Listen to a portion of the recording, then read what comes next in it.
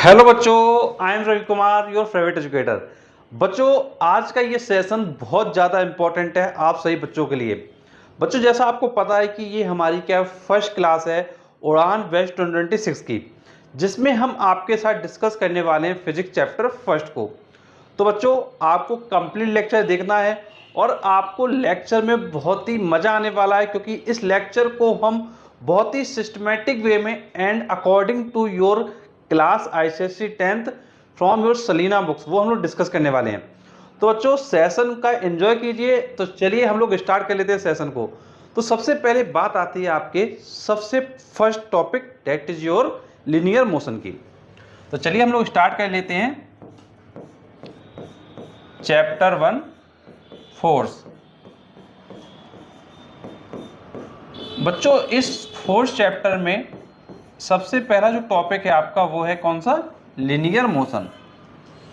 तो चलिए हम लोग बात कर लेते हैं व्हाट इज लिनियर मोशन। तो क्या आप लोग बता सकते हो कि लिनियर मोशन किसको कहते हैं? तो जो देखो, सबसे पहले बात करते हैं लिनियर मोशन की। तो देखिए, लिनियर मोशन में क्या होता है, एक आपके पास ऑब्जेक्ट होता है। अब उस ऑब्जेक्ट पर आप क्या करते हो? फोर्स अप्लाई करते हो। जब आप उस ऑब्जेक्ट पर फोर्स अप्लाई करते हो और फोर्स अप्लाई करने के बाद अगर ऑब्जेक्ट स्ट्रेट पाथ पे मूव करता है, तो हम कहते हैं जो बॉडी का मोशन है वो क्या है? लिनियर मोशन है। क्लियर है? समझिएगा ध्यान से। जस्ट सपोज करिए एक आपके पास क्या है, कोई मान लीजिए एक ये बॉडी है, कोई भी एक सपोज करिए एक ये बॉडी है, या कोई भी एक ये क्या है? ऑब्जेक्ट है। अब इस ऑब्जेक्ट पे आपने क्या कर दिया है? फोर्स अप्लाई कर दिया है। अगर आप इस पर फोर्स अप्लाई कर रहे हो और अगर ये क्या है? स्ट्रेट मूव कर रहा है, अगर ये क्या करता है? स्ट्रेट पाथ पर मूव कर रहा है, डेट मीन्स ये जो बॉडी का मोशन होगा वो क्या होगा? लिनियर मोशन होगा। जैसे अगर मैं आपसे एग्जाम्पल के फॉर्म में बात करूं, जैसे आप लोग फुटबॉल खेलते होंगे, डेफिनेटली खेलते होंगे। तो हम लोग क्या करते हैं, एक जैसे ही हमारे पास फुटबॉल है, अब ये क्या है? जब इस पर आप फोर्स अप्लाई करते हो, जैसे आप इसको किक करोगे तो किक करने पे क्या होगा? इसका मोशन होगा। अगर इसका जो मोशन है वो स्ट्रेट पाथ पर हो रहा है, अगर इसका जो मोशन है वो स्ट्रेट पाथ पर हो रहा है, तो हम कह देंगे कि इसका जो मोशन होगा वो होगा लिनियर मोशन। Linear motion. तो हम इसका एग्जाम्पल क्या कह सकते हैं? Pushing a ball. क्या कह सकते हैं? Pushing a ball. तो एग्जाम्पल ध्यान रखिएगा, क्या हो जाएगा इसका? Pushing a ball, pushing a ball on floor. अगर एक बॉल है जिसको आप पुश कर रहे हो, तो पुश करने पर वो स्ट्रेट मूव करे, डेट मीन्स ये जो बॉडी होगी वो लिनियर मोशन में होगी। तो क्लियर होगा लिनियर मोशन। लिनियर मोशन में सिंपल टर्म्स में इतना ध्यान रखना है कि बॉडी का जो मूवमेंट होगा वो स्ट्रेट पाथ पर होगा। तो ध्यान रखिएगा, एक शब्द में अगर मैं आपसे कहूँ तो एक शब्द में इतना मैं केवल आपसे कहूँगा कि आपको एक टर्म ध्यान रखना है, स्ट्रेट पाथ। अगर बॉडी स्ट्रेट पाथ पे मूव करेगी, डेट मीन्स बॉडी का जो मोशन है वो क्या है? लिनियर मोशन है। और इसका एक अदर नाम भी है। इसका अदर नाम क्या है? इसका अदर नेम क्या है बच्चों? वो है आपका ट्रांसलेशन मोशन। क्या है? Translation motion. It is also called translation motion. तो जो मुझे उम्मीद है कि ये आपको क्लियर होगा कि भाई लिनियर मोशन किसे कहते हैं। एंड बच्चों, जो ये मैं आपको समझा रहा हूँ इस सब का नोट्स भी आपको क्या मिल जाएगा। तो बिल्कुल भी चिंता नहीं करना है, बिल्कुल टॉपिक को अच्छे से समझना है। तो लिनियर मोशन समझ गए होंगे। अब बात करते हैं हम लोग इसके बाद किसकी? रोटेशनल मोशन की। तो चलिए बात कर लेते हैं रोटेशनल मोशन की। तो बात आती है कि भाई रोटेशनल मोशन क्या है? रोटेशनल मोशन क्या है? तो बच्चों देखो, होता क्या है रोटेशनल मोशन में, बॉडी क्या करती है? रोटेट करती है। बॉडी क्या करती है? रोटेट करती है। जैसे सपोज करो एक आपके पास क्या है? ये फिक्स पॉइंट है और इस फिक्स पॉइंट के अबाउट ये आपका क्या है? ये कोई व्हील है, ये इसका क्या है? मान लीजिए फिक्स पॉइंट है। अब ये जो इसका फिक्स पॉइंट होगा इसको हम क्या कहते हैं बच्चों? पिवोट कहते हैं। क्या कहते हैं? पाइवोट। तो ये बच्चों आपका जो पाइवट पॉइंट होगा, ये आपका फिक्स पॉइंट की तरह काम करेगा। अब अगर आपने इसमें इधर फोर्स अप्लाई किया हुआ है तो ये बॉडी क्या करेगी, इस तरीके से मूव करना स्टार्ट कर देगी। तो वो क्या आ रहा है, बॉडी अपने पाइवट पॉइंट के बेसिस पर क्या है, मूव कर रही है। तो अगर बॉडी में रोटेशन हो रहा है, अगर बॉडी क्या कर रही है, रोटेट कर रही है, तो हम कह देंगे कि बॉडी में क्या होगा, रोटेशनल मोशन होगा। तो सिंपल टर्म्स हम कह सकते हैं, एक आपके पास बॉडी है और वो अपने fix point that is pivot point के अराउंड क्या कर रही है, मूव कर रही है। तो उस बॉडी का हम मोशन क्या कहते हैं, रोटेशनल मोशन कह सकते हैं। अब इसका सिंपल सा एग्जांपल है, इसका सिंपल सा एग्जांपल क्या है, फैन। बच्चों आपके घर में छत पर फैन लगा होगा। अब जो फैन लगा होगा आपको पता होगा कि वो क्या करता है, एक फिक्स पॉइंट के अबाउट क्या है, घूमता रहता है। उसमें क्या होती है, पंखड़ियाँ होती हैं। अब वो क्या करता है, फिक्स पॉइंट के अबाउट क्या है, रोटेट करता रहता है। ये चीज़ आपको ध्यान रखनी है। तो ये फिक्स पॉइंट पर क्या करता रहता है, रोटेट करता रहता है। तो फैन इसका मोस्ट कॉमन एग्जाम्पल है। इस तरीके से और भी काफ़ी एग्जाम्पल हैं जिसको आप समझ सकते हैं। जैसे आपको पता है कि आप साइकिल चलाते हैं, साइकिल में क्या होता है, व्हील होता है। अब व्हील क्या करता है, अपने सेंटर पॉइंट के अबाउट क्या रोटेट करता रहता है। तो वो भी एग्जाम्पल किसका हो जाएगा, आपका रोटेशनल मोशन को हो जाएगा। तो लीनियर मोशन में क्या था, लीनियर मोशन में जो बॉडी थी, जो आपका ऑब्जेक्ट था, वो स्ट्रेट पाथ पर मूव कर रहा था। लेकिन रोटेशनल मोशन में क्या है, जो आपकी ऑब्जेक्ट है, जो आपका बॉडी है, वो पाइवट पॉइंट के अराउंड क्या मूव कर रहा है। तो ये मुझे उम्मीद है कि ये आपका जो लीनियर मोशन है और जो रोटेशनल मोशन है वो क्लियर हो गया होगा।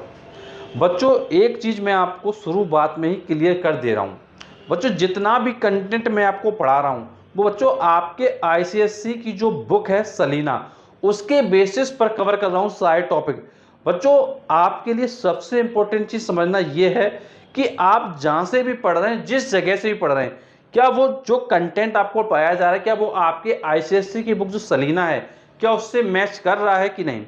अगर मैच कर रहा है डेट मीन्स आप सही प्लेटफॉर्म पर हैं, एंड अगर मैच नहीं कर रहा है तो फिर इसका मतलब कि आप एक सही प्लेटफॉर्म पे नहीं है। तो जब आप पढ़ाई कर रहे हैं किसी भी प्लेटफॉर्म से, एटलीस्ट एक बार जरूर चेक कर लीजिएगा।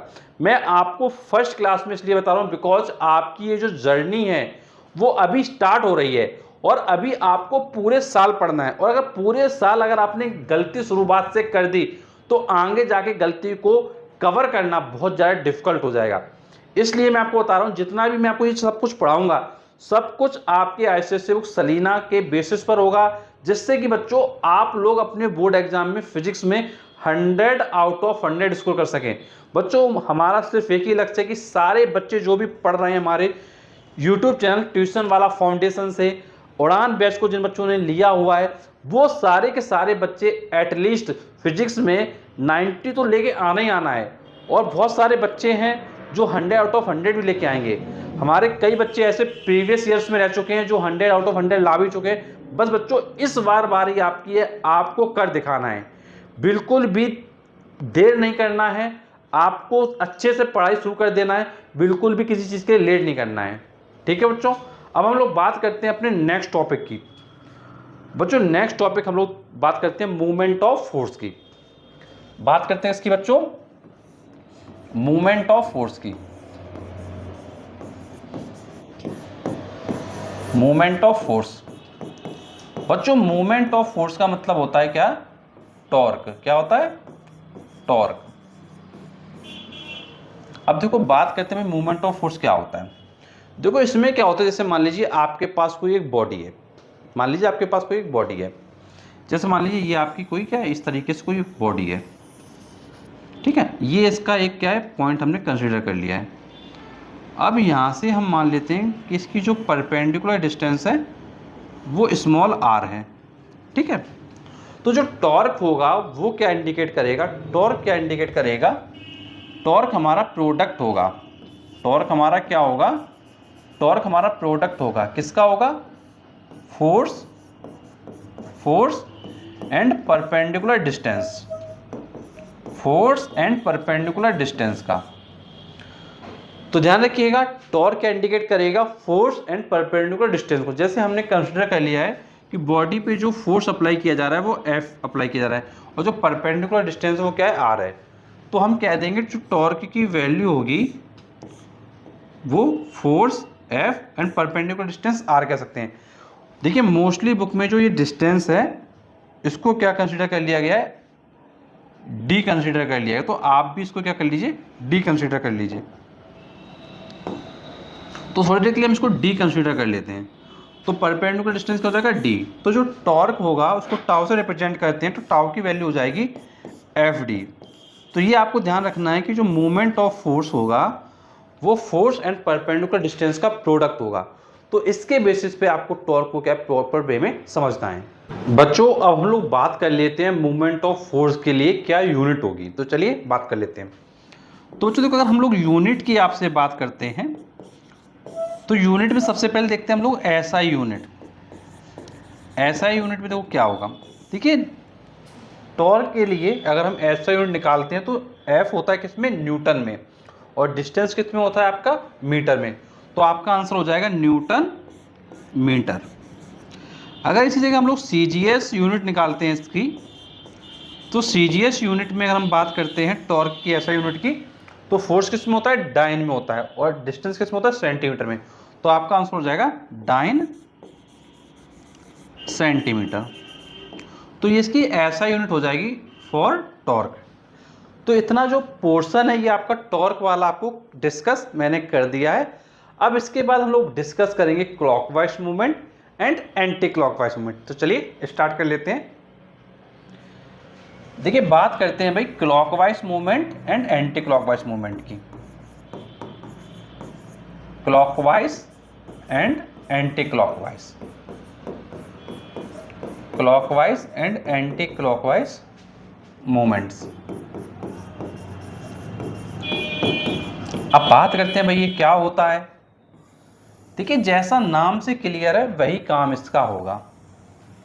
देखिए समझिएगा ध्यान से। जैसे हम आपसे क्लॉकवाइज मूवमेंट की बात करते हैं, क्लॉक क्या बोल रहे हैं, क्लॉक, क्लॉक मतलब घड़ी। जैसे आपको पता है कि हमारे घर में घड़ी होती है, जैसे आपने देखा होगा ये जो हमारा घर होगा उसमें एक दीवार घड़ी लगी होगी जिस पे इस तरीके से नंबर मेंशन होते हैं 12, 6, 3, 9, 1, 2, 4, 5, 7, 8, 10, 11, ये आपके नंबर मेंशन होते हैं।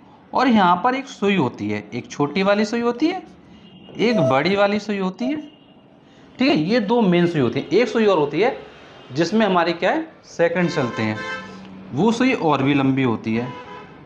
वो सुई क्या होती है, और भी लंबी होती है। तो जैसे ये हमने क्या कर लिया, ये वो वाली सुई ले ली। अब देखो ये जो हमारी घड़ी चल रही है, समझिएगा ध्यान से। अगर जो हमारी बॉडी है, अगर हमने बॉडी पर फोर्स लगाया, जैसे हम बॉडी पर फोर्स लगाएंगे और फोर्स लगाने पर बॉडी क्या करेगी, मुड़ जाएगी, मीन्स बॉडी टर्न हो जाएगी। अगर फोर्स लगाने पर बॉडी जब टर्न हो रही है और उसका जो टर्निंग वाली डायरेक्शन है वो अगर हमारे क्लॉक के डायरेक्शन के अकॉर्डिंग है तो हमारा होगा क्लॉकवाइज मूवमेंट।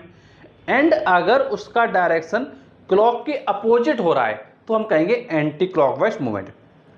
तो आप समझ गए होंगे, जैसे कोई भी एक ऑब्जेक्ट है जो फोर्स लगाने पर टर्न हुआ, तो टर्न होने पर उसकी डायरेक्शन अगर क्लॉक के अकॉर्डिंग आ रही है that means clockwise movement, and अगर क्लॉक के अपोजिट आ रही है that means anti clockwise movement. तो आपको पता है कि घड़ी की सुइयां कैसे चल रही हैं, इस तरीके से चल रही हैं। घड़ी सुइयां ऐसे चलती है इस तरीके से, फिर इस तरीके से घूमती जाती हैं। तो अगर ये डायरेक्शन में अगर बॉडी मूव कर रही है, अगर बॉडी का जो मोशन है वो इस डायरेक्शन में है, अगर बॉडी मूवमेंट इस डायरेक्शन में है तो हमारा मोशन क्या होगा, अगर हमारा बॉडी मूवमेंट इस डायरेक्शन में तो हमारा मोशन क्या होगा, क्लॉकवाइज। कैसा होगा, क्लॉकवाइज। तो हम कहेंगे क्लॉकवाइज मूवमेंट। और अगर आपने किसी बॉडी पर फोर्स लगाया और बॉडी का रोटेशन इसके अपोजिट हो गया तो हम बोलेंगे, अगर बॉडी का मूवमेंट इस तरीके से है, अगर बॉडी मूवमेंट इस तरीके से हो रहा है तो हम कहेंगे anti clockwise movement, anti clockwise movement.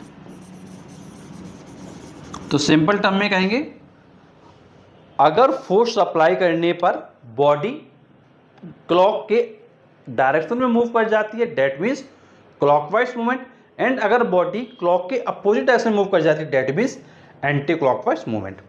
ये इतना आपको बच्चों क्लियर हो गया होगा।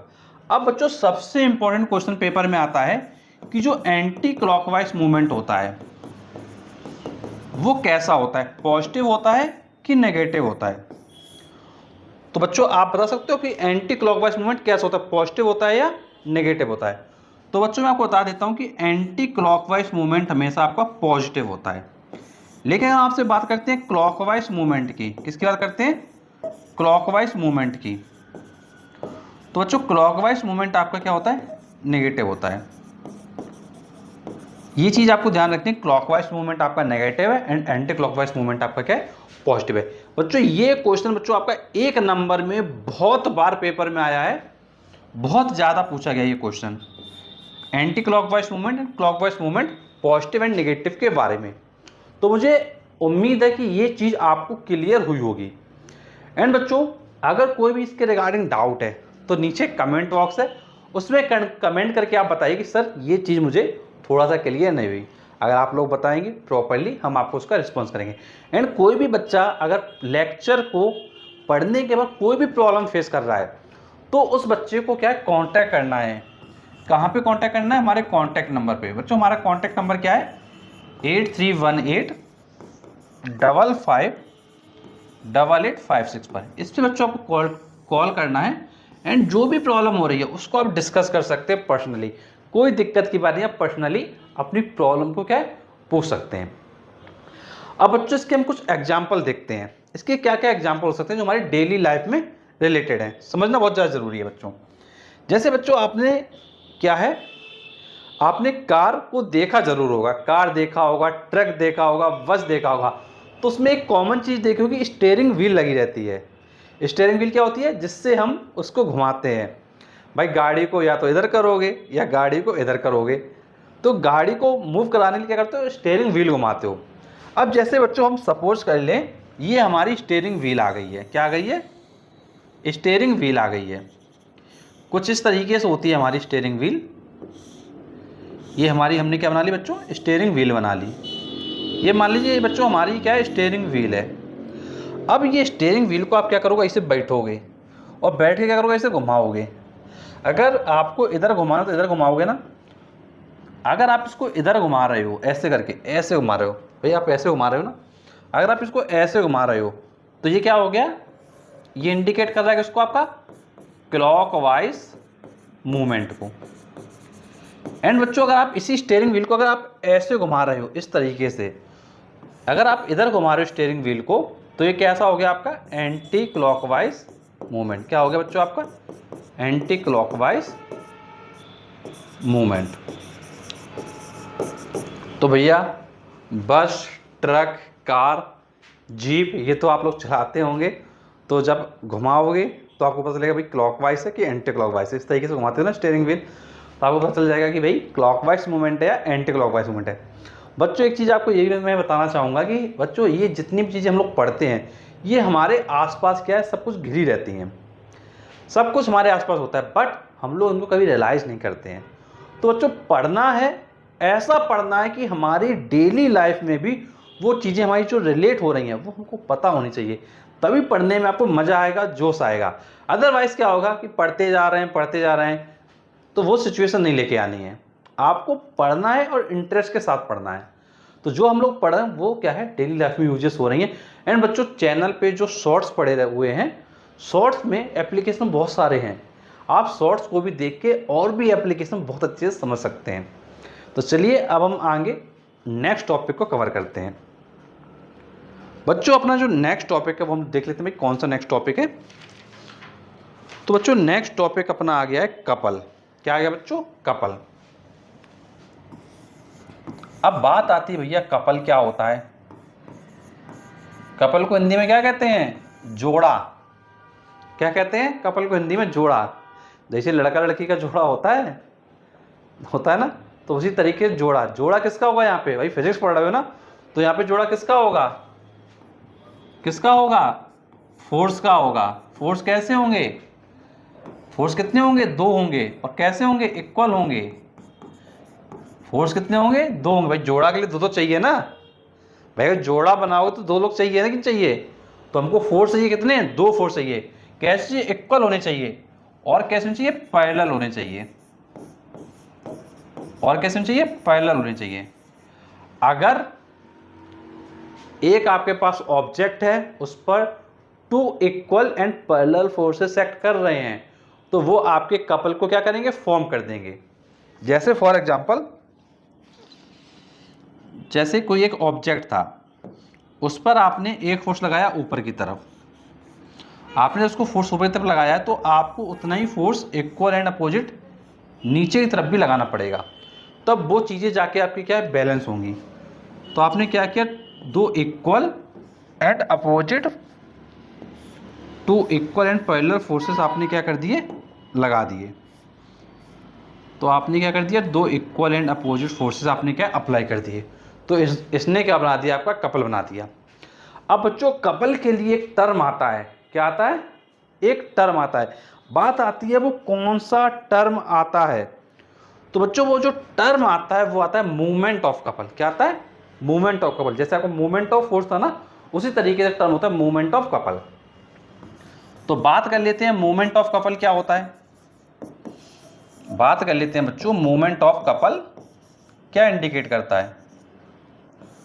तो बच्चों देखो, अगर मूवमेंट ऑफ कपल की मैं आपसे बात करूं, तो मूवमेंट ऑफ कपल आपको निकालना होता है। अब बच्चों बात आती है भाई, मूवमेंट ऑफ कपल निकालेंगे कैसे। तो बच्चों देखो, बहुत आसान है मूवमेंट ऑफ कपल निकालना। तो देखो, मूवमेंट ऑफ कपल निकालने के लिए आप क्या करेंगे? जो हमारा एंड ए है और जो हमारा एंड बी है, यहाँ पे आप मूवमेंट ऑफ फोर्स निकालेंगे और इनको ऐड कर देंगे। आप जैसे ऐड कर देंगे तो आपका वो इंडिकेट करेगा मूवमेंट ऑफ कपल को। तो चलिए देख लेते हैं कैसे निकालेंगे। तो अगर हम आपसे बात करें मूवमेंट ऑफ फोर्स, क्या बात करें बच्चों? Movement of force at end A.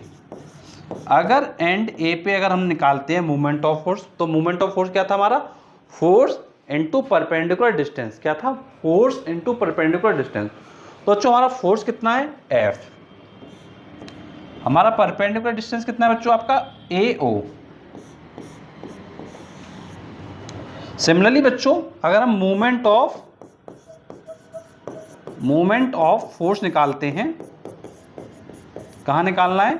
And B पर निकालना है। कहाँ निकालना है बच्चों आपको? एंड बी पर निकालना है। एंड बी बच्चों कौन सा है?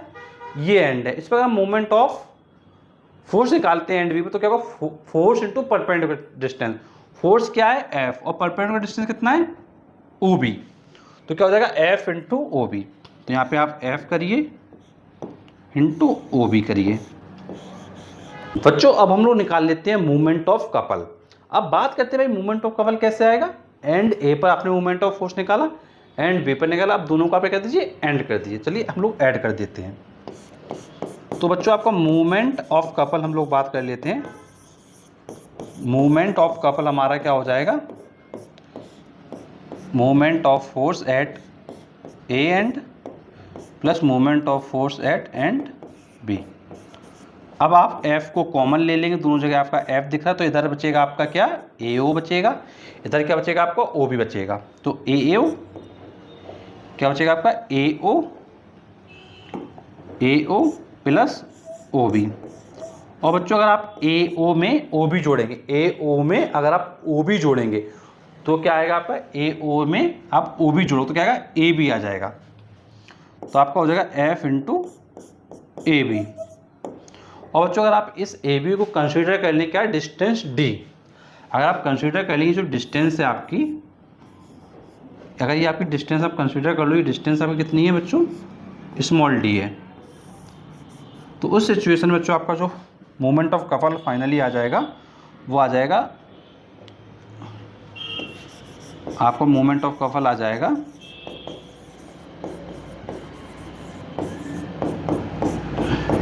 F into D. तो फाइनली ये आपका क्या है? मूवमेंट ऑफ कपल के लिए आंसर हो जाएगा। तो बच्चों इस तरीके से आप मूवमेंट ऑफ कपल को क्या करेंगे? फाइंड करेंगे।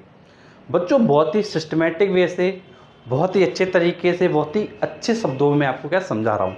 तो बच्चों आपको करना क्या है? आपको प्रॉपर वे में सारी चीज़ों को समझना है और ये जैसा मैं आपको पढ़ा रहा हूँ सेम टू सेम आपको ये जो नोट्स होगा ये आपको हमारे ऐप पर आपको मिल जाएगा। मतलब आप लेक्चर देखेंगे, ये लेक्चर देखने के बाद आप चाहते हो कि भाई ये यही सब कुछ लिखा हुआ मेरे पास आ जाए, तुम चाहते हो कि तुम प्रिंट आउट ले लो दुकान पे जाके, बिल्कुल ले सकते हो, कोई दिक्कत की बात नहीं है। आपको सिर्फ करना क्या है, आपको ऐप पर जाना है। ऐप पर कैसे जाओगे, ऐप पर जाने के लिए आपको डिस्क्रिप्शन बॉक्स में जाना है। कहाँ जाना है बच्चों, आपको डिस्क्रिप्शन बॉक्स में जाना है। डिस्क्रिप्शन बॉक्स में बच्चों मैं क्या करूँगा, आपको ऐप का लिंक दूंगा। ऐप के लिंक पे क्लिक करोगे तो आपके सामने इंस्टॉल का ऑप्शन आएगा। इंस्टॉल करने के लिए आप क्या करोगे, इंस्टॉल करने के लिए सिंपल सा इंस्टॉल पे क्लिक कर दोगे। इंस्टॉल करने के बाद आपसे मोबाइल नंबर मांगा जाएगा, आप मोबाइल नंबर डाल देंगे और उसके बाद आपका वो लॉगिन हो जाएगा। ठीक है, अब लॉगिन करने के बाद आपके सामने प्रॉपर्ली हमारा ऐप ओपन हो जाएगा। फिर आप क्या करेंगे, उसमें जाएंगे, आपको लेफ्ट साइड में जैसे ऐप होगा हमारा, जैसे ही मान लीजिए ऐप का आपका इंटरफेस आ गया तो यहाँ पे 3 डॉट होंगे। यहाँ पे क्या होगा बच्चों, आपके 3 इस तरीके से लाइनें बनी होंगी। तो इस पर आप क्लिक करेंगे। जैसे ही आप क्लिक करेंगे तो आपके सामने ऑप्शन आ जाएगा फ्री स्टडी मटेरियल का। उस पर आप क्लिक करेंगे तो वहाँ पे इसका जो ये नोट्स मैं आपको पढ़ा रहा हूँ ये सब कुछ आपका क्या है, जैसा का तैसा सेम टू सेम शो हो जाएगा। तो ये आपके लिए और भी बेस्ट पार्ट रहेगा भाई, जो आपने पढ़ा वो आपको मिल भी गया। ठीक है, इतनी चीज़ें क्लियर हैं, क्लियर होगा बिल्कुल, कमेंट बॉक्स में जरूर बता दीजिएगा। तो चलिए अब हम लोग बात कर लेते हैं अपने नेक्स्ट टॉपिक की। तो चलिए बात करते हैं भाई अपना नेक्स्ट टॉपिक क्या है। तो बच्चों नेक्स्ट टॉपिक है आपका इक्विलिब्रियम ऑफ बॉडीज। तो चलिए उसको भी देख लेते हैं। बात आती है equilibrium of bodies. Equilibrium of bodies, bodies का इक्विलिब्रियम कैसे होगा, समझिए ध्यान से। देखिए पहले बात आती है इक्विलिब्रियम का मतलब क्या होता है। इक्विलिब्रियम का मतलब क्या होता है बच्चों, मैं आपसे बहुत कम शब्दों में बहुत अच्छी बात कहता हूं बच्चों। इक्विलिब्रियम का मतलब है कि उसमें बैलेंस कितना है। क्या है, उसमें बैलेंस कितना, आप ये कंसीडर कर सकते हो कि किसी बॉडी में बैलेंस कितना है, ये आप कंसीडर कर सकते हो। अब बात करते हैं इक्विलिब्रियम बॉडी क्या रिप्रेजेंट करने वाली है। तो चलिए उसको समझते हैं। देखिए आपको पता है कुछ लोग बहुत जिद्दी होते हैं ना। जैसे मान लो मम्मी ने तुमसे बोला कि आज स्कूल जाना ही है, लेकिन तुम बहाना बनाए पकड़े बैठे हो, भैया पेट में दर्द हो रहा है हम नहीं जाएंगे, पेट में दर्द हो रहा है नहीं जाएंगे। जब तक स्कूल का टाइम निकल नहीं जाएगा तब तक दर्द होता रहेगा। जैसे स्कूल का टाइम ओवर हो गया फिर दर्द क्या है, ख़त्म हो जाता है, खेलने कूदने बच्चे लग जाते हैं।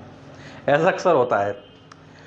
तो जिस तरीके से बच्चे क्या होते हैं, अगर उनको स्कूल नहीं जाना है वो अपने जिद पर अड़े होते हैं, बस वही काम ये समझो इक्विलिब्रियम ऑफ बॉडीज कर रहा है। देखिए इक्विलिब्रियम ऑफ बॉडीज में क्या होगा, देखिए जैसे आपको पता है कोई एक बॉडी है वो क्या है, या तो अपने रेस्ट पोजीशन में होगी या फिर वो अपने मोशन की पोजीशन में होगी। अब अगर रेस्ट पोजीशन में होगी या मोशन की पोजीशन में होगी ये आपको क्लियर है भाई, सीधी सी बात है। एक बॉडी या तो रुकी हुई होगी या वो मोशन कर रही होगी, और मोशन कौन सा होगा उसका, या तो लिनियर होगा या रोटेशनल होगा।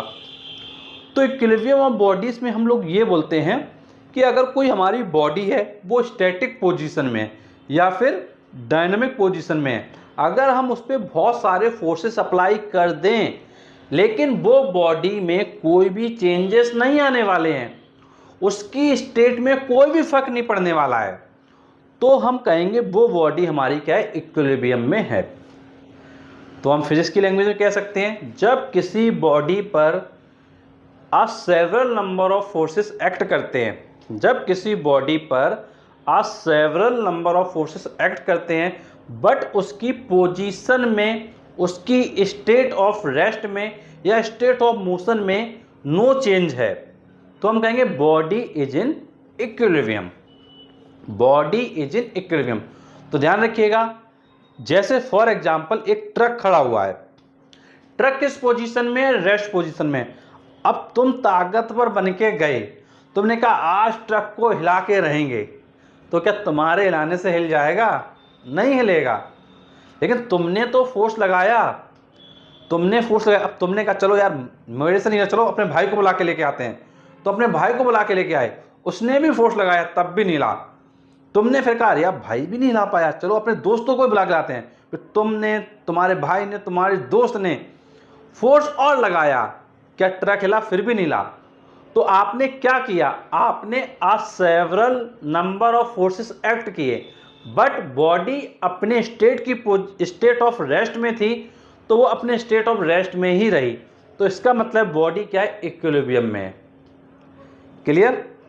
इसी तरीके से जैसे ट्रेन चल रही है, समझिएगा ध्यान से, एक ट्रेन चल रही है, उसके सामने चाहे ट्रक आए, बस आए, कुछ भी आए, अगर ट्रेन में स्पीड है तो वो चलती रहेगी, उड़ा डालेगी, लेकिन ट्रेन रुकेगी नहीं, ट्रेन रुकेगी नहीं। तो इसका मतलब क्या है? एक बॉडी अपने स्टेट ऑफ मोशन में थी, उस पर बहुत सारे अलग अलग फोर्सेस लगे। कौन से फोर्सेस लगे? ट्रक बीच में आ गया, बस बीच में आ गई, साइकिल बीच में आ गई, आदमी बीच में आ गया, जो भी बीच में आएगा, ट्रेन पे कोई फर्क नहीं पड़ने वाला, ट्रेन सीधा चलती रहेगी। मीन्स वो अपने इक्विलिब्रियम पोजीशन में है। तो कहने का मतलब है, अगर कोई भी बॉडी अपने स्टेट ऑफ रेस्ट में है या स्टेट ऑफ मोशन में है, उस पर आप several number of forces act कर रहे हो, बट उसकी स्टेट में कोई भी चेंज नहीं हो रहा है, that means body is in equilibrium. ये चीज़ मुझे उम्मीद है कि आपको क्लियर हो गई होगी। तो ध्यान रखिएगा, जब किसी बॉडी पर सेवरल नंबर ऑफ फोर्सेस हम एक्ट करते हैं, तो बॉडी क्या है? अपनी स्टेट में बनी रहती है, उसमें कोई भी चेंजेस वगैरह क्या है? नहीं होते हैं। तो उम्मीद है कि ये चीज़ आपको क्लियर होगी। अब बात करते हैं कि भैया जो इक्विलिब्रियम है वो कितने टाइप का होता है। जो इक्विलिब्रियम है हमारा, वो कितने टाइप का होता है? बच्चों, इक्विलिब्रियम आपका दो टाइप का होता है। एक होता है आपका स्टैटिक, एक क्या होता है आपका? Static equilibrium.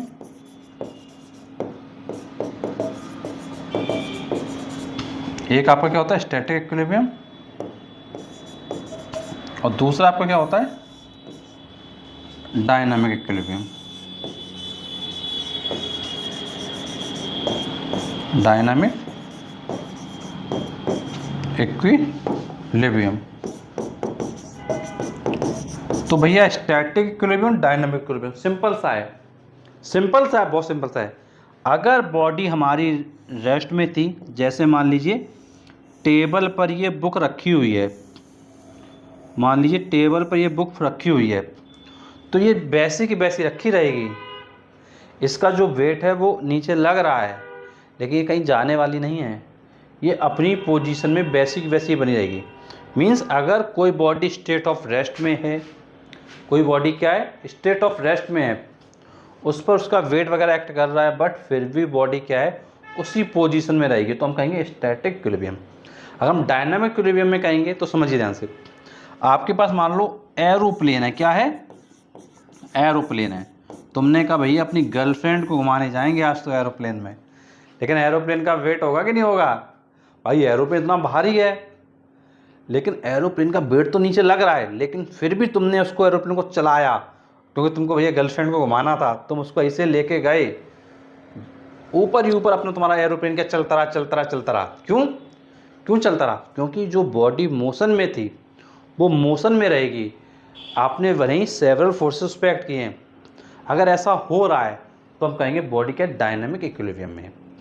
मीन्स बॉडी के स्टेट में चेंज नहीं आना चाहिए। अगर वो मोशन में थी, तुमने सोचा था भाई गर्लफ्रेंड को घुमाने जाएंगे और एरोप्लेन घुमाएंगे और स्पीड चलाते जाएंगे और वैसे चलता जाए, डेट मीन्स ये डायनामिक इक्विलिब्रियम में है। तो सिंपल सा ध्यान रखिएगा, अगर बॉडी हमारी स्टेट ऑफ रेस्ट में थी और अगर वो उसी पोजीशन में बनी है, सेवरल फोर्सेस एक्ट होने के बावजूद, that means body is in static equilibrium. Body is in static equilibrium. But अगर बॉडी मोशन में थी और वो मूव करती जा रही है और उस पर भले ही नीचे की तरफ उसका वेट लग रहा है, लेकिन वो नहीं रुक रही, डेट मीन्स बॉडी किस में? डायनामिक इक्विलिब्रियम में। तो इतना मुझे उम्मीद है क्लियर हो गया होगा आपके बच्चों। अब हम लोग बात कर लेते हैं अपने नेक्स्ट टॉपिक की, that is your conditions for equilibrium. तो बात करते हैं भाई इक्विलिब्रियम की क्या क्या कंडीशंस होती हैं। तो चलिए बात कर लेते हैं देखिए कंडीशंस फॉर इक्विलिब्रियम में अगर हम लोग बच्चों आते हैं, कंडीशंस फॉर इक्विलिब्रियम,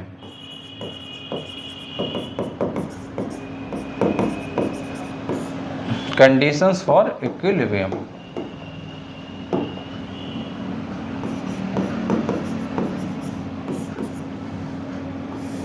तो जो कंडीशंस ऑफ इक्विलिब्रियम में बच्चों क्या होगा, आपकी दो कंडीशंस होंगी। कितनी होंगी आप बच्चों? आपकी दो कंडीशंस होंगी। पहली कंडीशन क्या होगी, अगर हम क्या करें, किसी बॉडी पर जो सारे के सारे फोर्सेस एक्ट कर रहे हैं, किसी बॉडी पर जो सारे के सारे फोर्सेस एक्ट कर रहे हैं, अगर उनका सम 0 आता है तो हम कहेंगे बॉडी इक्विलिब्रियम में हो सकती है, अदरवाइज नहीं। मीन्स जो भी हमारे फोर्सेस हैं उनका सम क्या होगा? 0। तो सिग्मा एफ की वैल्यू क्या होगी? 0। तो हम कह देते हैं एलजेब्रिक, क्या कह देते हैं बच्चों आपसे? Algebraic sum of all forces acting on a body will be 0।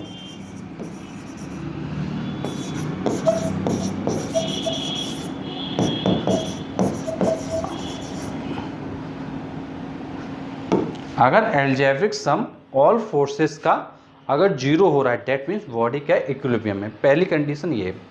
बच्चों अगर आपसे दूसरी कंडीशन की बात करें तो जो बच्चों मूवमेंट ऑफ फोर्स है उसका अगर हम एलजेब्रिक सम लेते हैं तो वो भी क्या आएगा? 0 आएगा। मीन्स सिग्मा टाउ की वैल्यू क्या आने वाली है? 0 आने वाली है। तो हम कहेंगे एलजेब्रिक सम ऑफ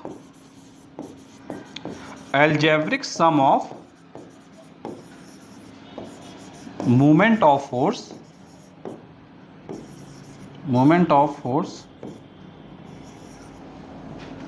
इज 0। अगर एलजेब्रिक सम अगर 0 आ रहा है मूवमेंट ऑफ फोर्सेस का, तो भी हम कहेंगे बॉडी किसमें? इक्विलिब्रियम में। तो ध्यान रखिएगा, दो चीजें ध्यान रखनी है, एक फोर्स को, एक मूवमेंट ऑफ फोर्स को।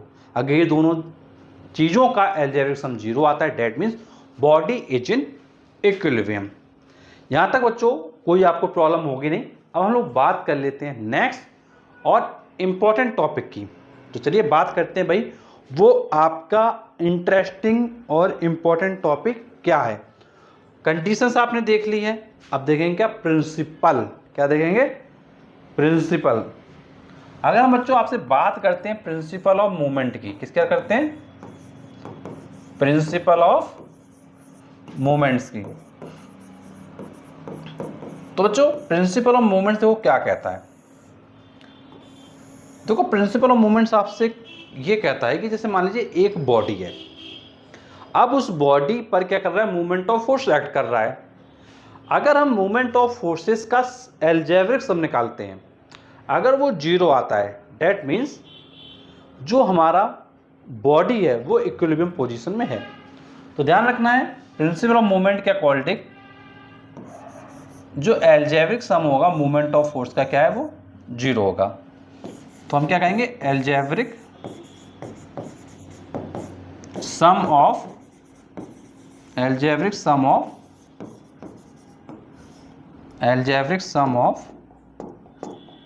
मूवमेंट ऑफ फोर्स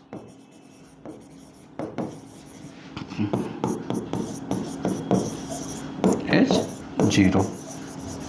बहुत सारे बच्चे एक चीज सोच रहे होंगे, भाई एलजेब्रिक सम का क्या मतलब है? ये एलजेब्रिक सम लिखा है, इसका क्या मीनिंग है? समझिए ध्यान से। देखो एलजेब्रिक का मीनिंग होता है, जैसे एलजेब्रिक लिखा है ना, एलजेब्रिक सम का मीनिंग है sum with sign, sum with sign. अब आप पूछो भाई कौन सा साइन? कौन सा साइन? साइन बेटा ये वाला मैंने आपको बताया था, जो क्लॉकवाइज मूवमेंट होता है। जब बच्चों आप कैलकुलेट करते हो क्लॉकवाइज मूवमेंट को, कैसा होता है बच्चों? आपका नेगेटिव होता है। और जो बच्चों आपका एंटी क्लॉकवाइज मूवमेंट होता है वो बच्चों कैसा होता है? आपका पॉजिटिव। तो ये जब हम लोग निकालते हैं clockwise movement and anti clockwise movement, इसका जो एप्लीकेशन बच्चों होगा वो आपके न्यूमेरिकल्स में आएगा। इसका एप्लीकेशन कब आएगा बच्चों? न्यूमेरिकल्स में आएगा। तो इसका जब हम निकालते हैं जब ये, तो साइन के साथ सम लेना पड़ता है। अगर वो 0 आता है डेट मीन्स बॉडी हमारी किस में? इक्विलिब्रियम में है। अगर बॉडी इक्विलिब्रियम में, तो उसमें क्या कंडीशन बनेगी? उसमें कंडीशन ये बनेगी, सम ऑफ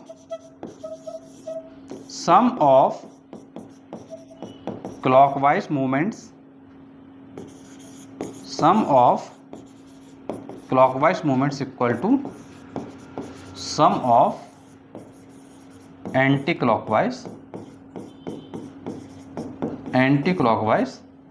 मूवमेंट्स। तो बच्चों ये आपकी फाइनल कंडीशन क्या है? आपकी आएगी sum of clockwise movement equal to sum of anti clockwise movement. तो बच्चों ये जो प्रिंसिपल ऑफ मूवमेंट का जो कॉन्सेप्ट है वो आपका मैंने प्रॉपर वे में कवर कर दिया है। अब इसके बाद बच्चों हम लोग आपका अगला टॉपिक और मोस्ट इंपॉर्टेंट टॉपिक जो आपके एग्जाम में आ सकता है, that is your centre of gravity, उसको क्या डिस्कस करेंगे। उसके लिए बच्चों क्या है, कुछ डायग्राम्स वगैरह होंगे जो आपके एग्जाम में पूछे जाते हैं और उनके सेंटर ऑफ ग्रेविटी पूछा जाता है, तो उसको समझना बहुत ज़्यादा इंपॉर्टेंट है। तो चलिए बच्चों अब हम अपने नेक्स्ट टॉपिक पर क्या है आ जाते हैं। तो चलिए अब लोग स्टार्ट कर लेते हैं किसको? सेंटर ऑफ ग्रेविटी को। बच्चों अब हम लोग स्टार्ट कर लेते हैं सेंटर ऑफ ग्रेविटी को। बात आती है कि भाई सेंटर ऑफ ग्रेविटी क्या है। बच्चों बहुत ज़्यादा आसान है सेंटर ऑफ ग्रेविटी को समझना। क्या है सेंटर ऑफ ग्रेविटी? क्या है सेंटर ऑफ ग्रेविटी? तो हम क्या बोलेंगे सेंटर ऑफ ग्रेविटी को? तो सेंटर ऑफ ग्रेविटी उस पॉइंट को बोलते हैं जहां पर बॉडी का सारा वेट एक्ट करता है। ऐसा पॉइंट जहां पर बॉडी का पूरा वेट एक्ट करता है। जैसे फॉर एग्जांपल एक मान लीजिए आपके पास ये कि बॉडी है, ये सपोज करिए आपके पास एक बॉडी है। अब ये जो बॉडी होगी वो कई पार्टिकल्स से मिलकर बनी है। मान लीजिए पहला पार्टिकल है, उसका वेट W1 है, दूसरा पार्टिकल है उसका वेट W2 है, तीसरा पार्टिकल है उसका वेट W3 है, चौथा पार्टिकल है उसका वेट W4 है, पांचवा पार्टिकल है उसका वेट W5 है, कोई छठा पार्टिकल है उसका वेट W6 है, कोई सातवां पार्टिकल उसका वेट W7 है। अब मान लीजिए ये बॉडी ऐसे बहुत सारे पार्टिकल से मिलकर बनी है। इस तरीके से उसके wait W1, W2, W3, W4, W5, W6, W7, W8 इस तरीके से बढ़ता जा रहा है। अब इसका जो सेंटर ऑफ ग्रेविटी उस पॉइंट पे होगा जहां पर इसका पूरा वेट का एक्ट कर रहा होगा। तो सपोज करते हैं कि वो पॉइंट ये है जहां पे इसका कंप्लीट वेट W क्या है एक्ट कर रहा है। तो अगर हम इस पॉइंट की बात करें, इस पॉइंट को O कंसीडर कर दें, तो ये आपका इंडिकेट करेगा सेंटर ऑफ ग्रेविटी को। और यहाँ पर जो वेट W होगा वो सारे पार्टिकल्स के वेट के सम के क्या होगा? इक्वल होगा एंड सो ऑन। तो इस तरीके से बच्चों ये क्या है आपका चलता जाएगा। तो हम कहेंगे the point eight which the entire weight act, the point eight which the entire weight of the body act is called centre of gravity. तो उस पॉइंट को बोलेंगे जहां पर पूरा का पूरा वेट क्या है एक्ट कर रहा होगा। ठीक है, तो ये टॉपिक आपको समझ आ गया होगा। अब बच्चों इस टॉपिक में सबसे इंपॉर्टेंट क्वेश्चन जो आपका एग्जाम में पूछा जाएगा, नॉर्मली इसकी डेफिनेशन पेपर में नहीं आती है। इसका जो क्वेश्चन आता है वो ये आता है, आपको एक ऑब्जेक्ट देगा, जैसे फॉर एग्जांपल आपको रॉड दे दिया, आपको ट्रायंगुलर लेमिना दे दिया, आपको रेक्टेंगल दे दिया, आपको स्क्वायर दे दिया, आपको रोम्बस दे दिया। इस तरीके से आपको डिफरेंट डायग्राम्स देगा और उसका आपसे सेंटर ऑफ ग्रेविटी पूछेगा, भाई सेंटर ऑफ ग्रेविटी कहां पर होगा। उसकी आपको पोजीशन बतानी पड़ेगी, भाई सेंटर ऑफ ग्रेविटी क्या क्या होगा। तो बच्चों ये क्वेश्चन बच्चों श्योर होता है, एक नंबर का क्वेश्चन बच्चों बिल्कुल तैयार है और बहुत आसान भी होता है। तो चलिए हम बात कर लेते हैं सेंटर ऑफ ग्रेविटी की। तो बच्चों देखो डिफरेंट डायग्राम की सबसे पहले हम लोग बात करते हैं, डिफरेंट डायग्राम्स। अब उसका बात करते हैं यहाँ पे क्या, सेंटर ऑफ ग्रेविटी। क्या बात करते हैं, सेंटर ऑफ ग्रेविटी। इधर भैया सीरियल नंबर डाल लो अपना। देखिए समझिएगा। तो बच्चों देखो सबसे पहले बात आती है आपकी सर्कुलर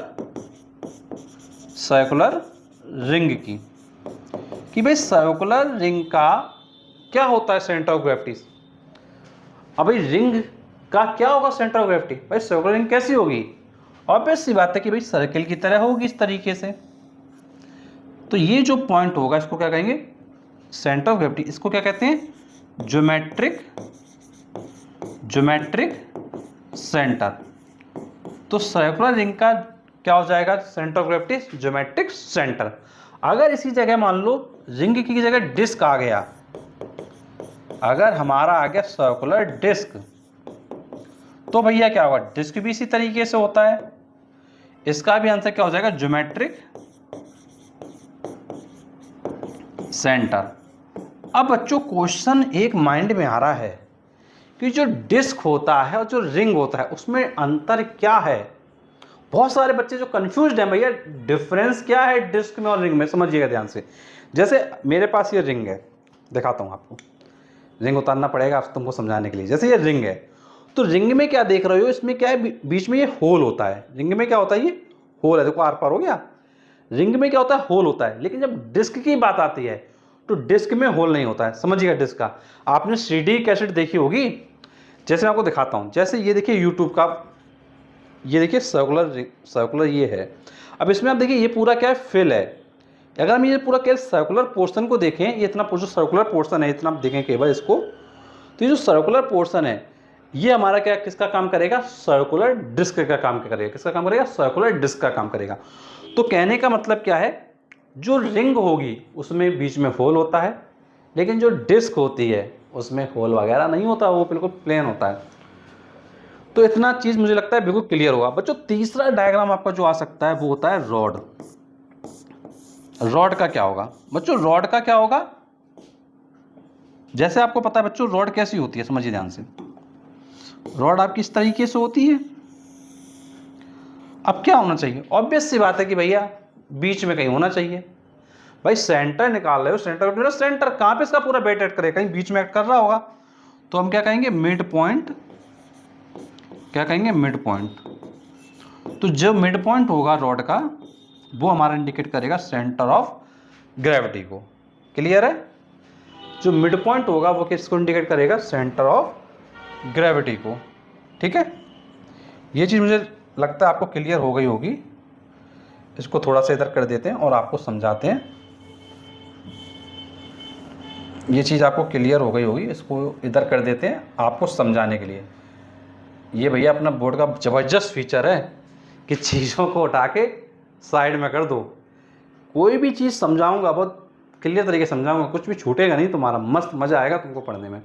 चलिए अब आगे बात करते हैं कुछ और डायग्राम्स की। कुछ डायग्राम बच्चों हम लोग ले लेते हैं आपके। बच्चों आपका जो अगला डायग्राम है जो पेपर में आता है वो है आपका सॉलिड और हॉलो स्फीयर। क्या है आपका, सॉलिड और हॉलो स्फीयर। समझिएगा ध्यान से, अगला डायग्राम क्या है बच्चों आपका, सॉलिड और हॉलो स्फीयर।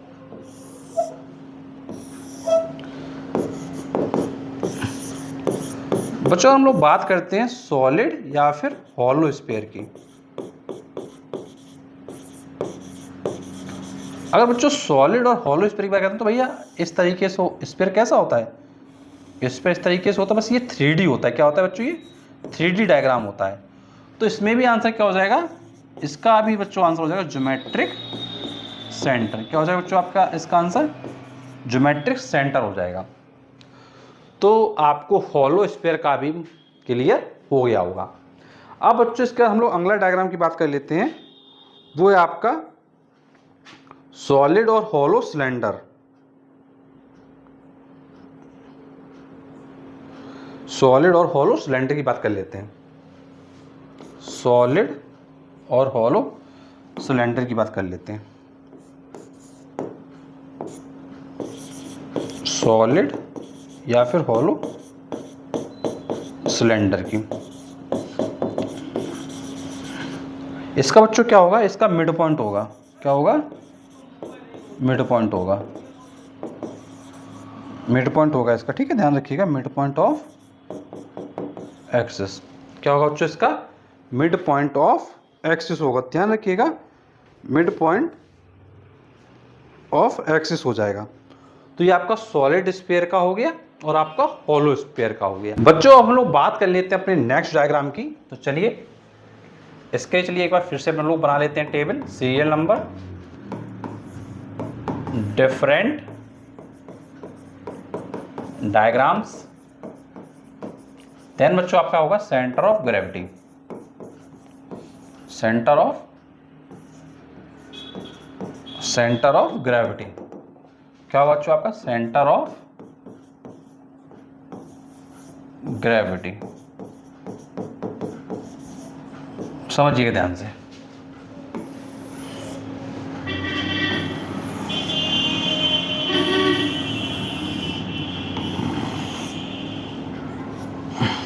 बच्चों पॉइंट नंबर 6 में आते हैं। बच्चों हम लोग डायग्राम कौन सा लेंगे? नेक्स्ट डायग्राम लेंगे जो आपके एग्जाम में बहुत इंपॉर्टेंट है बच्चों जो आपका अगला डायग्राम है जो आपकी एग्जाम में बहुत ज़्यादा क्वेश्चन रिपीट हुआ है, वो है बच्चों कोन का क्वेश्चन। बच्चों इसमें जो आपका नेक्स्ट क्वेश्चन आएगा वो आएगा बच्चों सॉलिड कोन का और हॉलो कोन का। सॉलिड कोन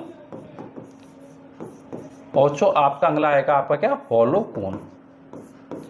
ये क्वेश्चन बच्चों बहुत ज़्यादा एग्जाम में पूछा गया है और बच्चों बहुत ज़्यादा कंफ्यूजन भी बच्चों को होता है, ये भी समझ लीजिए। पूछा ही बहुत ज़्यादा गया, बहुत ज़्यादा कंफ्यूजन बच्चों को होता है। क्यों होता है समझाता हूँ मैं आपको। बच्चों सॉलिड कोन तो आपको पता ही इस तरीके से होता है, या आपको पता ही भैया इस तरीके से जो हमारी कोन होती है वो बनाई जाती है। अब बच्चों होता क्या है, सॉलिड वाले में सब कुछ कवर होगा और हॉलो वाले में बीच में कुछ होगा नहीं। अब आपको पता है ये हाइट क्या होती है बच्चों? h होती है। क्या होती है बच्चों? आपकी हाइट h होती है। और ये इसका क्या होता है बच्चों? बेस होता है।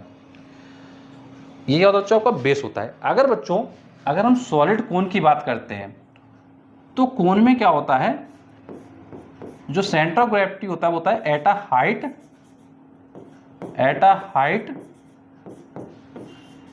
h/4 from base. मतलब क्या होता है, बेस से जो हाइट h/4 आती है वहां इसका क्या सेंटर ऑफ ग्रेविटी होता है। जैसे ये हमारा आपको कोन दिखाते हैं बड़ा बना के थोड़ा सा। जैसे ये मान लीजिए बच्चों आपका कोन है, ये आपका कोन है और ये आपने इधर क्या बना दिया? बेस बना दिया। अभी टोटल हाइट आपकी h है ना, तो लगभग h/4 मान के चलिए इतनी हाइट आपकी आ जाएगी। ये मान लीजिए आपकी h/4 है और ये टोटल हाइट है आपकी, वो क्या है? आपकी h है। तो h/4 पर आपका क्या होगा? सेंटर ऑफ ग्रेविटी होगा। ये मतलब चीज़ मैं आपको समझा रहा हूँ। सिमिलरली अगर हॉलो कोन होगा तो ये h/4 की जगह क्या हो जाएगा? एट अ हाइट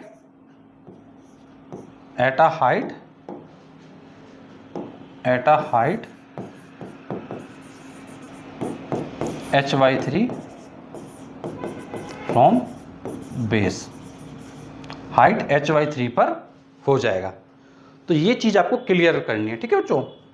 अब इसके बच्चों अगला पॉइंट हम बात करते हैं नेक्स्ट डायग्राम की, जो एग्जाम में बहुत ज़्यादा आया है।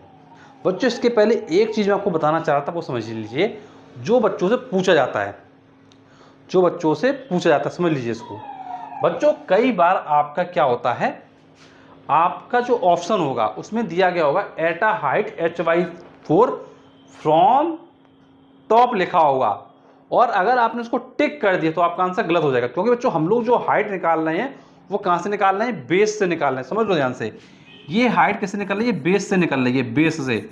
लेकिन कई बार जब ऑप्शन में दिया होता है तो वहां पे क्या है, बेस की जगह टॉप कह देते हैं, टॉप पॉइंट, या फिर इसको क्या पॉइंटिंग दे देते हैं, A-B-C-O, या कह देते हैं फ्रॉम द पॉइंट ए कह देते हैं। तो ध्यान रखिएगा, हमने हाइट कहाँ से निकाला है? बेस से निकाला है। अगर यही हाइट हम लोग कहाँ से बोलना चाहें, टॉप से बोलना चाहें। अगर हम बच्चों टॉप से बोलेंगे, टॉप पॉइंट से, तो हाइट क्या आ जाएगी बच्चों? ये हाइट बच्चों आपकी आ जाएगी, समझिएगा ध्यान से। ये जो पहली वाली हाइट है सॉलिड कोन के लिए बच्चों, ये हाइट आपकी आ जाएगी h - h/4 from the top, तो ये आपका हो जाएगा 4h माइनस h बाई 4, तो ये आपका हो जाएगा 3h बाई 4 फ्रॉम टॉप। तो at a height 3h by 4 from the top, ये चीज़ ध्यान रखिएगा। सिमिलरली बच्चों अगर हॉलो कोन का केस आ जाएगा, ये जो केस है आपका, अगर बच्चों ये केस आपका आ जाएगा हॉलो कोन वाला, तो बच्चों यहाँ पे अगर हम टॉप से निकालेंगे तो बच्चों आपका आएगा h माइनस h बाई 3, तो ये आप करोगे 3h माइनस h डिवाइड 3, तो ये आपका आ जाएगा 2h बाई 3 फ्रॉम टॉप। बच्चों ये दो क्वेश्चन पेपर में बहुत ज़्यादा आए हैं, बहुत ज़्यादा कंफ्यूजन क्रिएट करते हैं बच्चों को, और बहुत बच्चे गलत भी करते हैं। इसीलिए मैं आपको समझा रहा हूँ, जो बच्चे गलती कर रहे हैं, क्यों बच्चे के नंबर कट जाते हैं, उसने रट्टा मारा h by 4, h by 3, h by 4, h by 3, लेकिन पेपर में पूछ दिया फ्रॉम द टॉप, आंसर हो गया 3h बाई 4, 2h बाई 3, लेकिन बच्चा कर आया क्या गलत। फिर वो कह रहा घर आके पापा पेपर तो अच्छा गया, नंबर नहीं आए। तो बेटा नंबर इसलिए नहीं है क्योंकि तुमने अच्छे से पढ़ाई नहीं करी थी। हर एक चीज़ समझना बहुत ज़्यादा इंपॉर्टेंट है बच्चों। अभी हम बच्चों आपको इंपॉर्टेंट क्वेश्चन की लिस्ट देंगे, आपको जो क्वेश्चन पेपर में आए हुए हैं पिछले वर्षों में उनकी भी क्वेश्चंस प्रोवाइड करेंगे, उनके सॉल्यूशंस प्रोवाइड करेंगे। सब कुछ बच्चों आपको हमारे बैच उड़ान बैच 2026 में मिलने वाला है।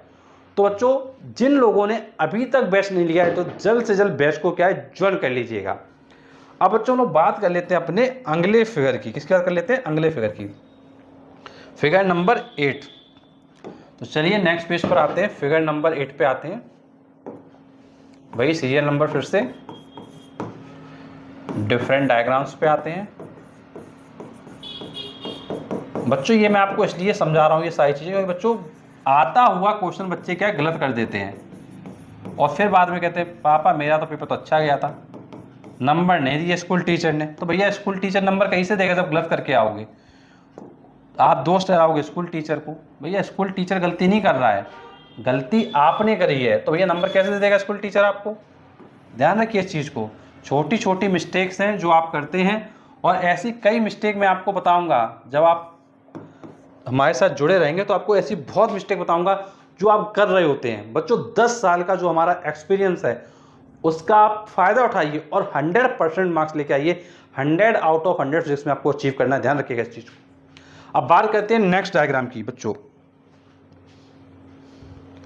नेक्स्ट डायग्राम है हमारा ट्रायंगुलर लेमिना। क्या बच्चों? Triangular lamina.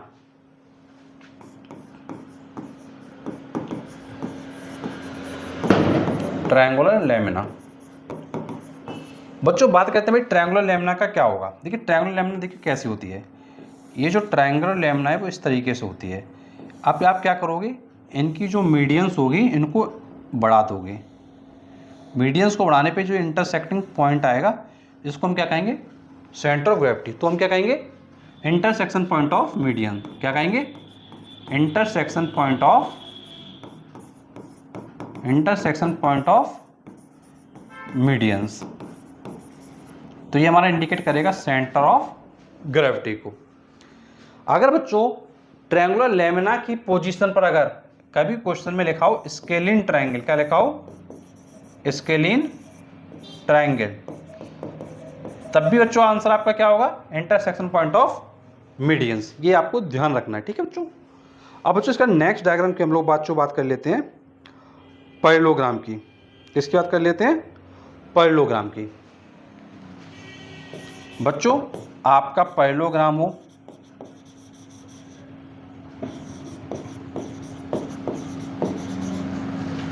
या आपका बच्चों स्क्वायर हो या बच्चों आपका रेक्टेंगल हो या बच्चों आपका क्या है कोई भी ऐसा डायग्राम हो जिसमें साइड आ रही हैं। बच्चों ऐसा कोई भी आपका डायग्राम है बच्चों इसको समझिएगा, चाहे बच्चों आपको रोम्बस क्यों ना हो। बच्चों इन सब में जो सेंटर ऑफ ग्रेविटी होगा वो क्या होगा? Intersection point of diagonal. क्या होगा? Intersection point of diagonal. Intersection point of diagonals.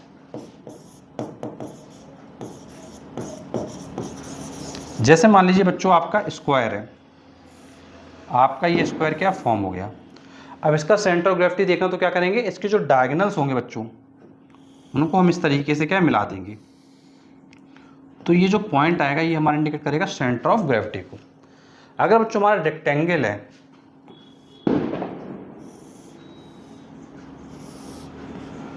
बच्चों अगर हमारा क्या है रेक्टेंगल है, तो बच्चों इसमें क्या करेंगे बच्चों, ये जो डायगोनल्स होंगे इनको मिला देंगे।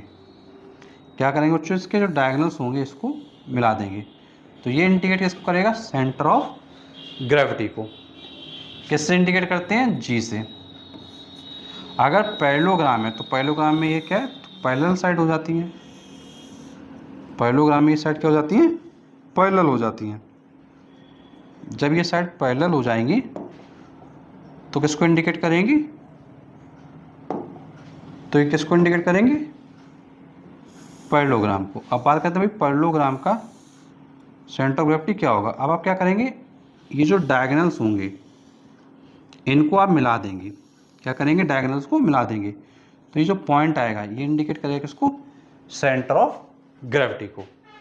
तो बच्चों सेंटर ऑफ ग्रेविटी के ये जो बच्चों क्वेश्चन है आपके पेपर में बहुत ज़्यादा आते हैं और एक नंबर के क्वेश्चन आपके बहुत ज़्यादा पूछे गए हैं।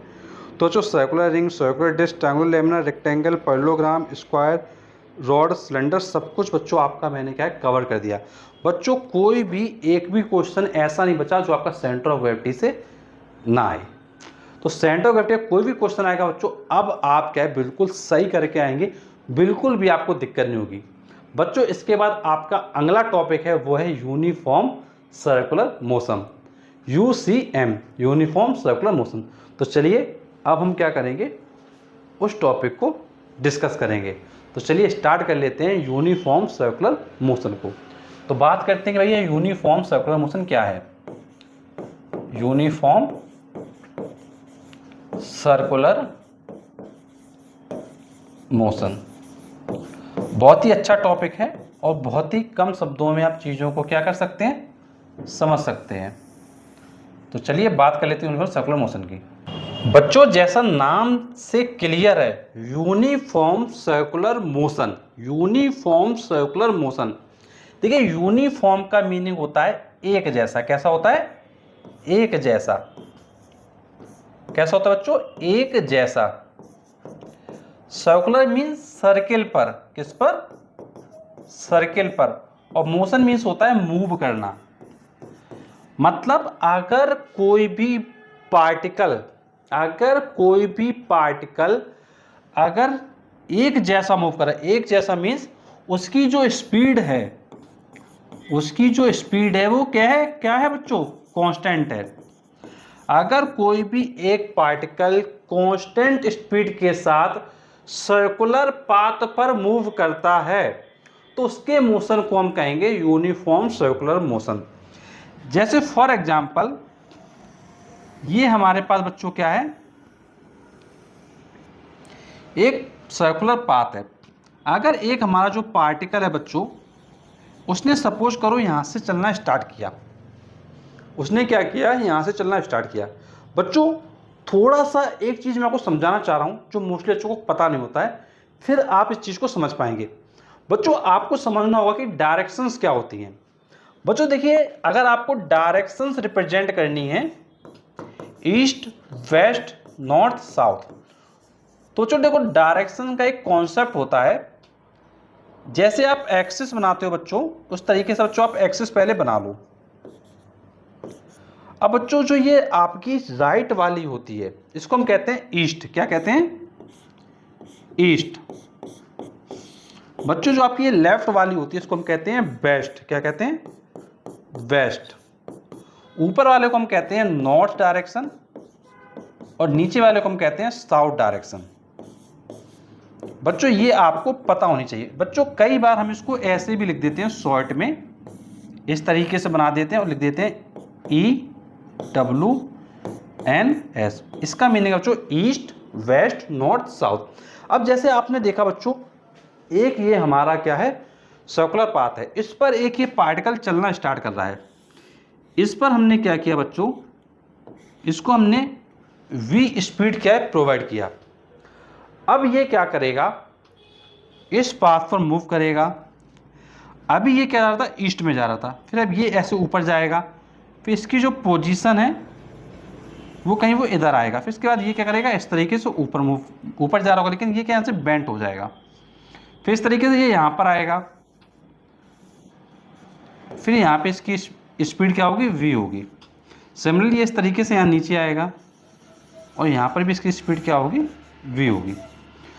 तो हम क्या कहते हैं बच्चों, अगर कोई भी पार्टिकल अगर कांस्टेंट स्पीड के साथ, अगर कोई भी पार्टिकल कांस्टेंट स्पीड के साथ सर्कुलर पाथ पर मूव कर रहा है, तो उस पार्टिकल का जो मोशन होगा वो क्या होगा, uniform circular motion.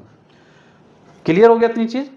When a particle moves with a constant speed at a circular path, when a particle moves with a constant speed at a circular path, then the motion of the particle is called uniform circular motion।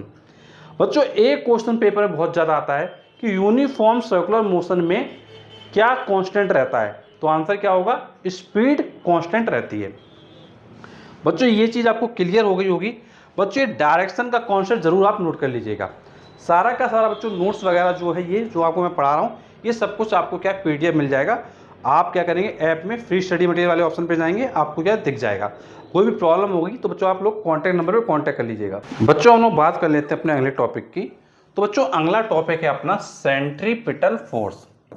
क्या है बच्चों आपका, centripetal force. अब बात आती है कि भैया सेंट्रीपिटल फोर्स क्या होता है। तो बेटा बहुत आसान है। सेंट्रीपिटल फोर्स क्या होता है, जैसे आपको पता है कि कोई एक बॉडी है वो यूनिफॉर्म सर्कुलर मोशन में है। जैसे सपोज कर लीजिए एक बॉडी है, वो क्या कर रही है, यूनिफॉर्म सर्कुलर मोशन कर रही है।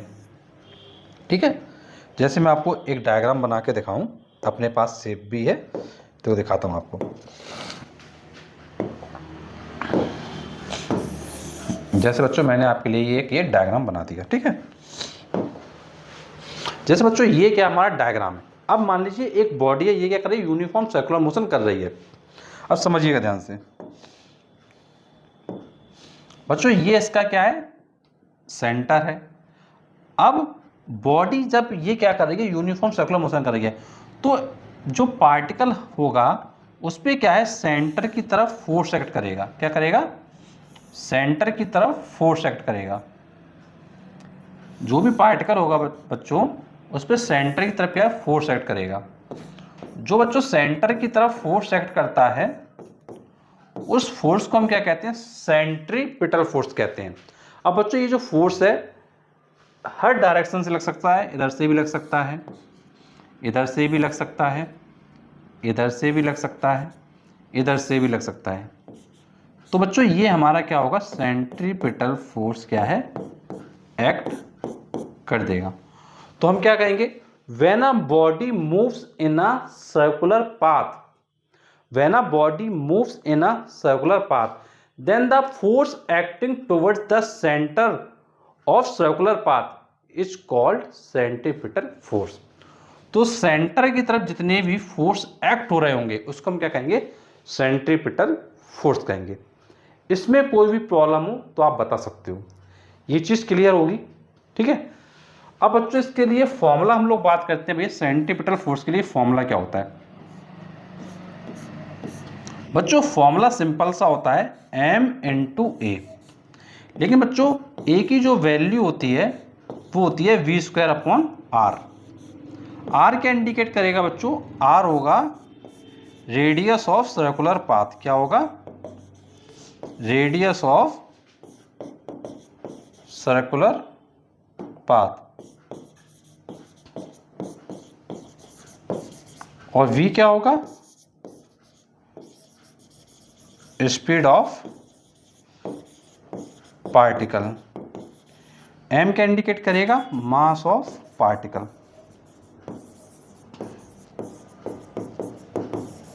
क्लियर है बच्चों। सेंट्रीपिटल फोर्स, मुझे उम्मीद है कि आपको ये क्लियर क्या है, अच्छे से हो गया होगा। अब बच्चों अगला आपका फोर्स है और लास्ट टॉपिक है वह सेंट्रीफ्यूगल फोर्स। चलिए उसकी बात कर लेते हैं। सेंट्रीफ्यूगल फोर्स,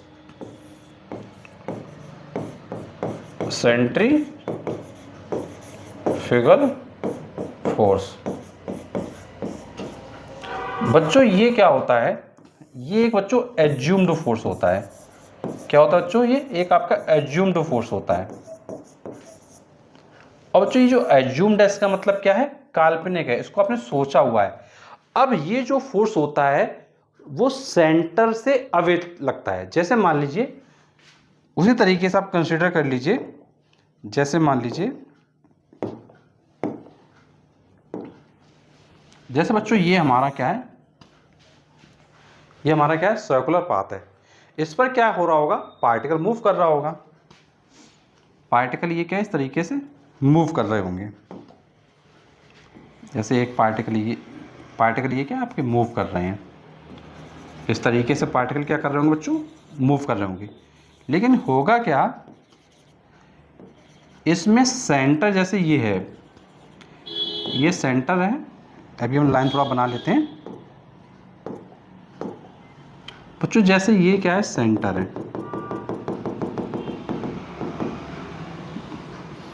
ये बच्चों क्या आपका सेंटर है। अब जैसे ये पार्टिकल है, अब इस सेंटर से अवे, ये बच्चों सेंटर से अवे जो भी फोर्स एक्ट करेगा, जो भी फोर्स एक्ट करेगा away from centre, away from centre, force acting away from centre. तो बच्चों जो भी सेंटर से अवे फोर्स एक्ट कर रहा होगा उस फोर्स को हम क्या कहेंगे, सेंट्रीफ्यूगल फोर्स।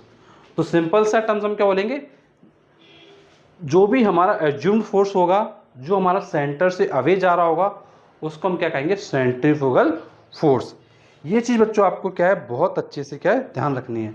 तो सेंट्रीफ्यूगल कहेंगे, फोर्स को क्या कहेंगे, ये एक एज्यूम्ड फोर्स है जो हमेशा पार्टिकल पर अवे फ्रॉम द सेंटर क्या एक्ट करता है। तो बच्चों ये मैंने आपको बच्चों पूरा लेक्चर कंप्लीट किया, स्टार्टिंग से लेके पूरा एंडिंग तक। एंड बच्चों वन शॉट में बच्चों पूरा कंप्लीट मैं आपको लेक्चर प्रोवाइड कर रहा हूँ बच्चों। इसके बाद बच्चों जो अगला लेक्चर आएगा उसमें क्या होगा, सिर्फ न्यूमेरिकल्स होंगे बच्चों। फिर उसके बाद जो अगला लेक्चर आएगा उसमें बच्चों इंपॉर्टेंट क्वेश्चंस होंगे जो आपके एग्जाम में आने के बहुत ज़्यादा चांसेस हैं, प्लस जो पास्ट ईयर्स में क्वेश्चंस आए हुए हैं। बच्चों हम लोग क्या करेंगे, एक कंप्लीट चैप्टर को पहले थ्योरेटिकल पॉइंट ऑफ व्यू से कंप्लीट करेंगे पूरा, then numerical point of view से कंप्लीट करेंगे, देन उसके बाद क्वेश्चंस के पॉइंट ऑफ व्यू से कंप्लीट करेंगे, देन बच्चों कुछ जो इंपॉर्टेंट एक्सरसाइज होंगे उससे कंप्लीट करेंगे। एंड बच्चों इसका बच्चों एक हम लोग टेस्ट पेपर भी आपको ऑर्गेनाइज करके दे रहे हैं बच्चों, फ्री टेस्ट है। आप क्या करिएगा, टेस्ट पेपर फ्री में जाके दीजिएगा। कैसे देना बच्चों फ्री टेस्ट पेपर, बच्चों आप जैसी ऐप इंस्टॉल कर लेंगे तो बच्चों यहाँ पे जब आप जाएंगे तो यहाँ पे जो 3 लाइन आपको दिखाई देंगी, इस पर आप बच्चों क्लिक करेंगे तो यहाँ पे आपके पास ऑप्शन आएगा फ्री स्टडी मटेरियल का। किसका ऑप्शन आएगा बच्चों, फ्री स्टडी मटेरियल। उस पर बच्चों आप क्लिक करेंगे तो बच्चों वहाँ पर आपको नोट्स भी दिखाई दे जाएगा, आपको टेस्ट का ऑप्शन भी दिखाई दे जाएगा। टेस्ट वाले पे क्लिक करेंगे तो बच्चों आप क्या है, टेस्ट दे सकते हैं, जिसमें आप ये चेक कर सकते हैं कि जो आपने ये चैप्टर पढ़ा हुआ है, फर्स्ट चैप्टर, इसमें कितनी चीज़ें आपको प्रॉपर वे में आई हैं और कौन कौन सी चीज़ें आपको और करने की ज़रूरत है। बच्चों थ्योरेटिकल तो कर लिया, पर बच्चों अभी न्यूमेरिकल्स करना है। एंड बच्चों इसके अलावा बच्चों हमको एक्सरसाइज के क्वेश्चंस करने हैं, प्लस 5 टाइप के क्वेश्चंस करने हैं। आफ्टर डेट बच्चों आप कंसीडर कर सकते हैं कि हाँ ये चैप्टर आपका कंप्लीट है। तो बच्चों ये सेशन आपको कैसा लगा, हमारा आज का लेक्चर कितना हेल्पफुल रहा बच्चों, प्लीज़ कमेंट बॉक्स जरूर बताइएगा।